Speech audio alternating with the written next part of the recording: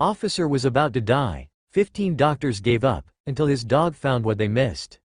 The morning sun had just begun to rise over Maple Ridge when Officer Corbin Hale collapsed on the cold tiles of his kitchen floor. One moment he was tying his boots, preparing for another long shift, and the next, a violent pressure crushed his chest as his vision tunneled into a swirl of gray shadows. His loyal canine partner, a Belgian Malinois named Ruger, barked frantically and pushed his nose under Corbin's arm as if trying to lift him. Corbin tried to call for help, but his voice disappeared into the growing silence. In those terrifying seconds, the world around him dissolved, and he became painfully aware of one truth. He was slipping away. Everything he loved, his job, his younger sister who depended on him, the memory of his late parents, and the loyal dog staring into his fading eyes, was about to vanish. If you believe in second chances, loyalty, and kindness, please like, comment, share, and subscribe to Touch of Kindness Stories. Your support helps these stories reach more hearts around the world.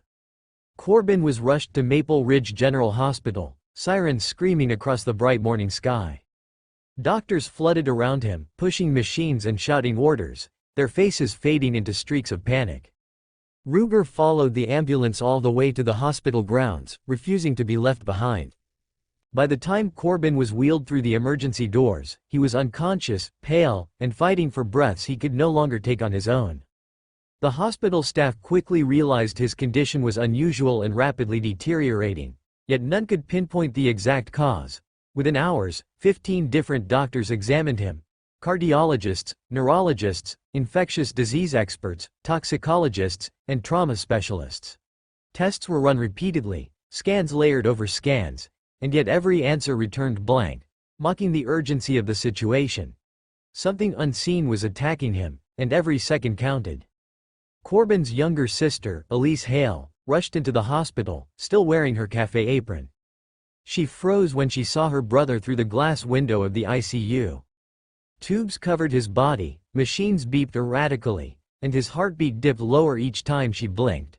Elise clutched her hands over her mouth, unable to comprehend how a man so strong, so full of life just hours ago, now lay fragile and unmoving.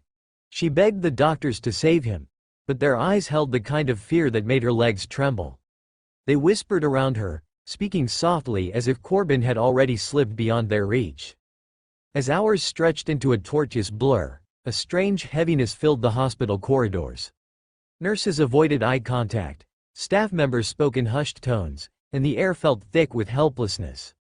The lead physician, Dr. Bryson Tate, finally admitted aloud what everyone had been afraid to say. They had no answers left. Corbin's organs were shutting down one by one, and without understanding the cause, they could not stop the clock ticking toward the inevitable. But Ruger refused to accept that.